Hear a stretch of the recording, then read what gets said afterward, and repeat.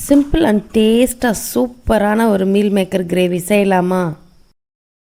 டைரெக்டாக குக்கர் எடுத்துக்கலாம். 2 table spoon oil, cut பண்ண ஆனியன் சேர்த்துட்டு நல்லா ஆனியன் வதங்கினதுக்கப்புறமா அதில் ஒரு 10 பல் பூண்டை நல்லா இடித்து சேர்த்துக்கோங்க. இஞ்சி பூண்டு பேஸ்ட் சேர்க்கணுன்னு அவசியம் இல்லை, பூண்டு மட்டும் சேர்த்தாலே போதும், செம்ம டேஸ்ட்டாக இருக்கும்.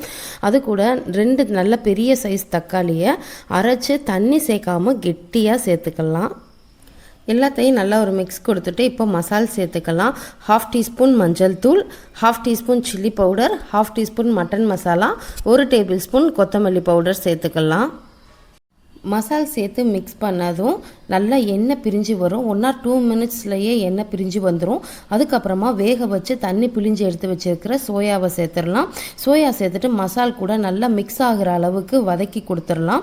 இதுக்கு ஒரு பேஸ்ட் ரெடி பண்ணிக்கலாம். 1 சில் தேங்காய், 1 டேபிள் ஸ்பூன் சோம்பு, 5 to 6 கேஷ்நட் சேர்த்துட்டு நல்லா இது மாதிரி பேஸ்ட்டாக அரைச்சிட்டு அதையும் உள்ளே சேர்த்துடலாம்.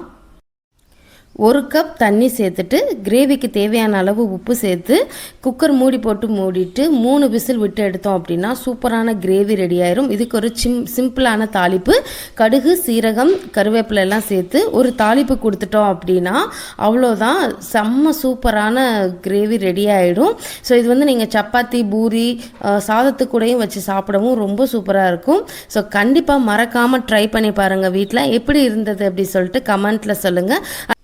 நம்ம வீடியோஸ் பார்த்துட்டு நிறைய பேர் மசாலா ஆர்டர்ஸ் எல்லாம் கொடுத்துருக்கீங்க. ஸோ ரொம்ப கம்மி டைம்லேயே இவ்வளோ லவ் அண்ட் சப்போர்ட் இருக்கும் அப்படிங்கிறத நான் கொஞ்சம் கூட எக்ஸ்பெக்ட் பண்ணவே இல்லை. Thank you so much. இந்த மாதிரி நிறைய வீடியோஸ்க்கு நம்மளோட பேஜை மறக்காமல் ஃபாலோ பண்ணிக்கோங்க. தேங்க்யூ ஃபார் வாட்சிங். பாய்.